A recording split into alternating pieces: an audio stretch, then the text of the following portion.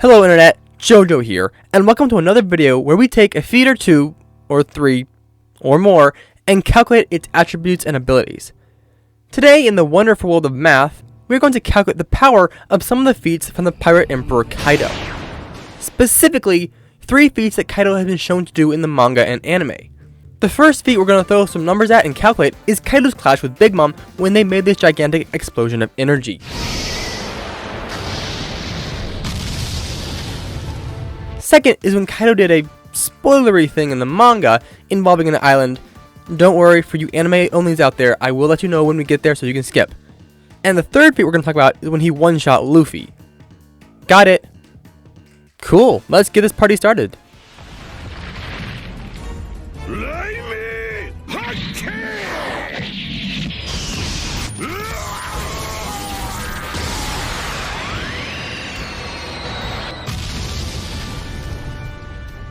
In the anime, when Kaido and Big Mom had their fight on the island, they clashed and created 2 different gigantic balls of energy.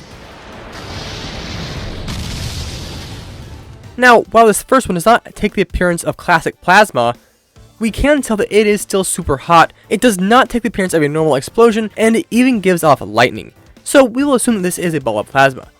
We can also justify this because almost immediately after this explosion, we get this second explosion, and the second one is clearly plasma. So to calculate this, the first thing we need to do is find a ruler to use to measure the explosion.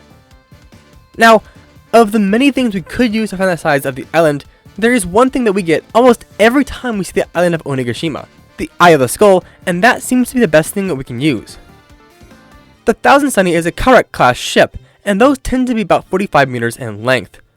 So, taking the Sunny's length and comparing it to the central building in this panel, and this building comes out to be about 172.25 meters tall. Taking this height and comparing it to this light, and then to this light that is hanging under the skull's eye, and we get a diameter of about 316 meters. Taking the Eye of Onigashima, 316 meters, we find this plasma ball is about 8,240 meters in diameter. This diameter would give a volume of about 293 billion cubic meters, and applying the 10 billion joules per cubic meter for plasma, we get an energy of 700 gigatons of TNT. If we look at the second ball of energy, we found that that one is about 8,560 meters in diameter. This means that in total, they produce about 1,486.6 gigatons of TNT or 1.48 teratons of TNT. Now, the interesting thing about this is that it was created with pure power. There's no reason to assume that they use their devil fruits in any way here, as they're not even going all out. So, Kaido is about 8.3 meters tall, and comparing him to his Kanabo, we can find this club is a massive 55,000 kilograms. That's the weight of about 10 monster trucks, and Kaido is swinging it like it's an extension of himself, meaning that for Kaido to generate 1,468.6 gigatons of TNT, he would need to be swinging at about 1.5 times the speed of light.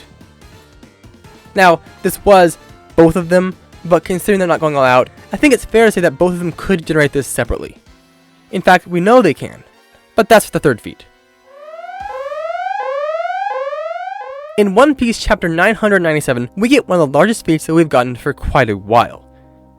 In this chapter, Kaido lifts the entire island of Onigashima and, as of chapter 1000, is attempting to move it to the flower capital where he intends to drop it. The first thing we need to do is find the weight of the island. So, taking the eye socket's measurements, and we can compare it to when the island is in the sky.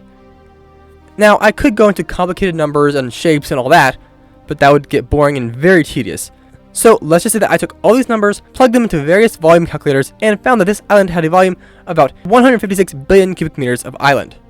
It's worth also mentioning that this island is about 86 kilometers in diameter, making it a little less than half the diameter of Dressrosa. So, now that we have the island's volume, we need to decide what we're going to use as its density.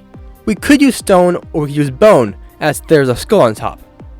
The thing is, we don't know what this island is actually made of.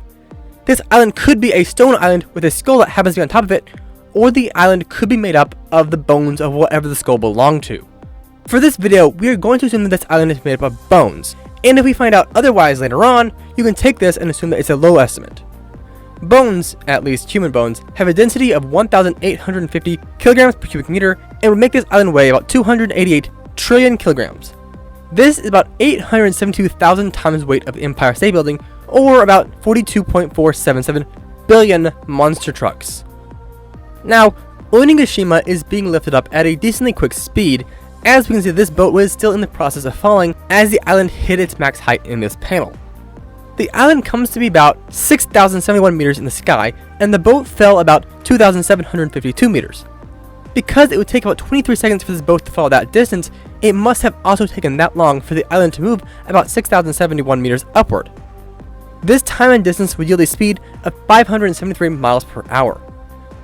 For Kaido to lift Onigashima at this speed, these fire clouds must be capable of generating about 2,267 megatons of TNT.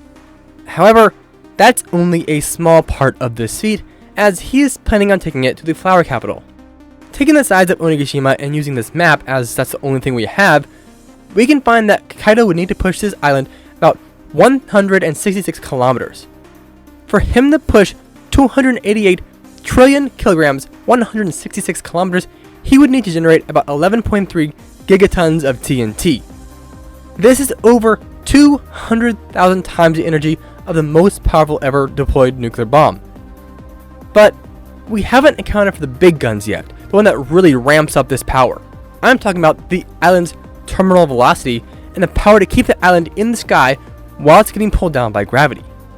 Taking Onigashima's cross-sectional area and weight, we get a terminal velocity, the speed where gravity cannot pull anymore, of 14,695 meters per second. So this island being pulled at this speed would generate about 7.454 teratons of TNT, and the entire feat, including the previously calculated numbers, would be worth about 7.467 teratons of TNT. While this might seem to be impressive, it's actually not. This feat is only impressive because Kaido is doing it casually. If he was straining and putting a lot of effort into this, it would be silly, as this is relatively comparable to Zunisha hitting Jack, Luffy hitting Inaru, and is just a bit more than 7 times the power of the knockup stream. In the grand scheme of things, these are incredibly low tier feats. But don't worry, because the next and final feat that Kaido has been shown and that we're going to calculate in this video is where he shows his true power. Kaido is more than fast enough to hit and knock out Luffy, while Luffy is in Gear 4th.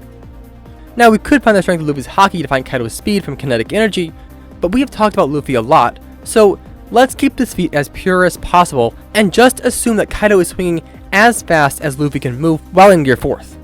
Luffy has been calculated to move at a minimum of 13 times speed of light, and using Gear 2nd's multiplier of 7 times, based on the CP9's power level and the increase that Rob Lucci's leopard form would have given him, then by Boundman's 3 times, we find that Luffy must be able to move at about 273 times the speed of light.